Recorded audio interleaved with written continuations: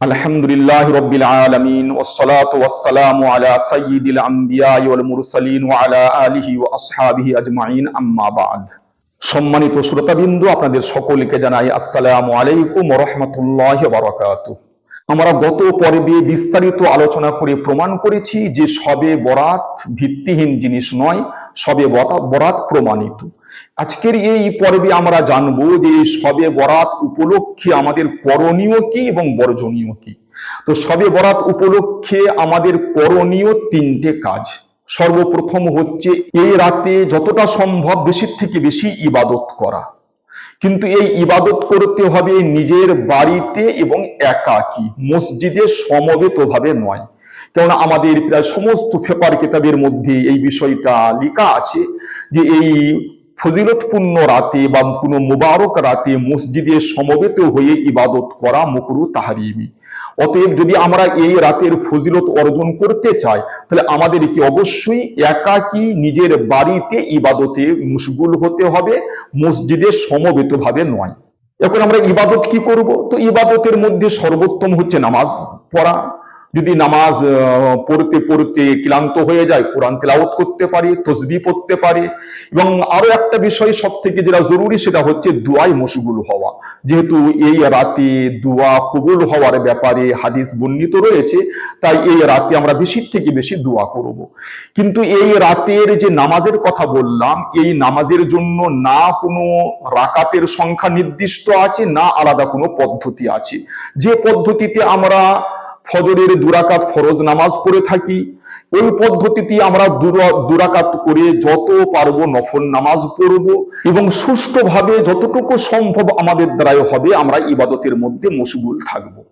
এই রাতে সারা রাত জেগে ইবাদত করাটা মোটেই আবশ্যক নয়। কিছু লোক মনে করে শবে বরাতে সারা রাত জেগে ইবাদত না করলে শবে বরাতের ফজিলত পাওয়া যাবে না। এটা কিন্তু সম্পূর্ণ তাদের মন গড়া একটা ধারণা। এর কোনো প্রমাণ না কোনো হাদিসে আছে, না কোনো ফিকহের কিতাবের মধ্যে আছে।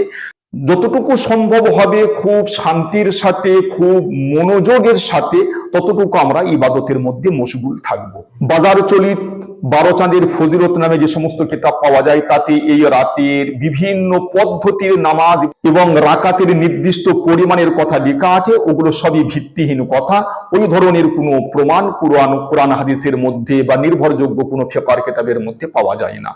অতএব এই রাতে আমরা নামাজ পড়ব যতক্ষণ মন চাইবে, কোরআন তেলাওয়াত করব, তসবিহ পড়ব, আর বেশির থেকে বেশি দুয়ার মধ্যে মশগুল থাকব। এই রাতে সকলে মসজিদে সমবেত হয়ে নামাজ পড়ার ব্যাপারে প্রতিযোগিতা করা বা সারা রাত জেগে মসজিদে হই হই করে নামাজ পড়া, জিকির করা, দোয়া করা। অনেক জায়গায় আবার মাইকে ঘোষণা করে দেওয়া হয় যে রাতের এতটা সময় দোয়া করা হবে, আপনারা সকলে মসজিদে চলে আসবেন। এগুলো সবই নাজায়েজ এবং বিদআত। মোটেই এই ধরনের কোনো কাজ করা যাবে না। যে যতটা পারবেন নিজ বাড়িতে একাকী ব্যক্তিগতভাবে ইবাদত করবেন। এই ইবাদত মোটেই সম্মিলিতভাবে করা যাবে না। দ্বিতীয় করণীয় কবর জিয়ারত। তিরমিজি শরীফ এবং ইবনে মাজাহ শরীফের মধ্যে একটা হাদিস আছে। হযরত আয়েশা সিদ্দিকা রাদিয়াল্লাহু তাআলা আনহা বলছেন যে আল্লাহ রাসূল সাল্লাল্লাহু আলাইহি ওয়াসাল্লাম রাতের শেষ প্রহরে জান্নাতুল বাকিতে গিয়ে কবর জিয়ারত করেছিলেন এবং সেটা ছিল শাবান মাসের মধ্য রজনী বা শবে বরাত। কিন্তু এই যে জান্নাতুল বাকিতে গিয়ে কবর জিয়ারত করা, এইটা শবে বরাতের কারণে ছিল নাকি আল্লাহ রাসূল সাল্লাল্লাহু আলাইহি ওয়াসাল্লামের রুটিন কবর জিয়ারত ছিল, এই ব্যাপারে উলামাদের মধ্যে মতভেদ আছে। যেহেতু মুসলিম শরীফের 974 নম্বর হাদিসের মধ্যে আছে, হযরত আয়েশা সিদ্দিকা রাদিয়াল্লাহু তাআলা আনহা বলছেন আল্লাহ রাসূল সাল্লাল্লাহু আলাইহি ওয়াসাল্লাম যখনই আমার কাছে রাত কাটাতেন তখনই রাতের শেষ প্রহরে জান্নাতুল বাকিতে গিয়ে কবর জিয়ারত করতেন। তো এই যে তিরমিজি শরীফ এবং ইবনে মাজাহ শরীফের মধ্যে শবে বরাতে কবর জিয়ারতের প্রসঙ্গটা বর্ণিত হয়েছে, এটা কি রুটিন কবর জিয়ারত নাকি শবে বরাতের কারণে কবর জিয়ারত, এই ব্যাপারে উলামাদের মতভেদ আছে। যদি আমরা মেনেও নিই যে এই কবর জিয়ারতটা শবে বরাতের কারণেই তিনি করেছিলেন, তো তিনি এই কবর জিয়ারত একাকী করেছিলেন এর জন্য তিনি আগে থেকে সাহাবায়ে কেরামদেরকে ঘোষণা দিয়ে জমা করেননি, কাউকে নিয়ে যাননি, এবং সারা জীবনের মধ্যে মাত্র একবার করেছিলেন বলেই প্রমাণ পাওয়া যায়। এই কারণেই আমাদের উলামায়ে কেরামরা লিখছেন যে শবে বরাত উপলক্ষে যদি কেউ সারা জীবনে একবার কবর জিয়ারত করে নেয় তাহলে এই সুন্নত আদায় হয়ে যাবে। এই কবর জিয়ারত করার জন্য প্রত্যেক বছর দলবদ্ধ হয়ে কবরস্থানে যাওয়া বা প্রত্যেক বছর পাবন্দির সাথে এই কবর জিয়ারত করা বা এই কবর জিয়ারত করার জন্য কবরস্থানে অতিরিক্ত আলোর ব্যবস্থা করা, এগুলো মোটেই জায়েজ নয়। সারা জীবনের মধ্যে কোনো একটা শবে বরাতে একাকী গিয়ে নির্জনে কবর জিয়ারত করে এলি এই সুন্নতের উপরে আমল হয়ে যাবে।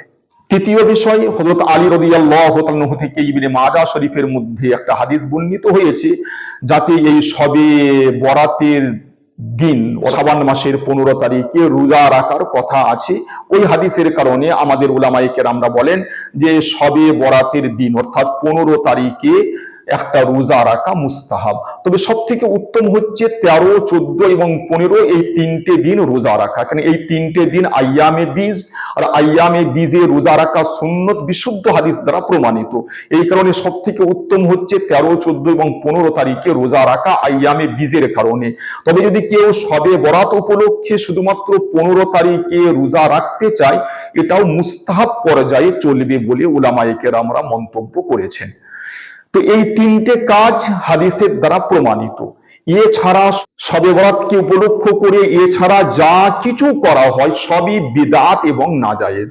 অতএব শবে বরাতকে উপলক্ষ করে হালুয়া রুটি তৈরি করা, এইভাবে শবে বরাতকে উপলক্ষ করে লাইট দিয়ে ঘর সাজানো বা মসজিদ সাজানো মোটেই জায়েজ নয়।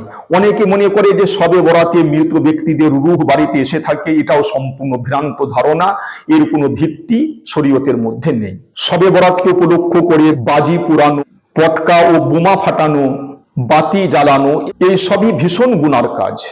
এগুলো তো সাধারণ দিনেও জায়েজ নয়। তাহলে শবে বরাত যেটা একটা ফজিলতপূর্ণ এবং বরকতপূর্ণ রাত, সেই পবিত্র রাতে এই সমস্ত নাজায়েজ কাজ কি করে বৈধ হতে পারে? অতএব আমরা সকলেই এই সমস্ত নাজায়েজ কাজ থেকে বেঁচে থাকব।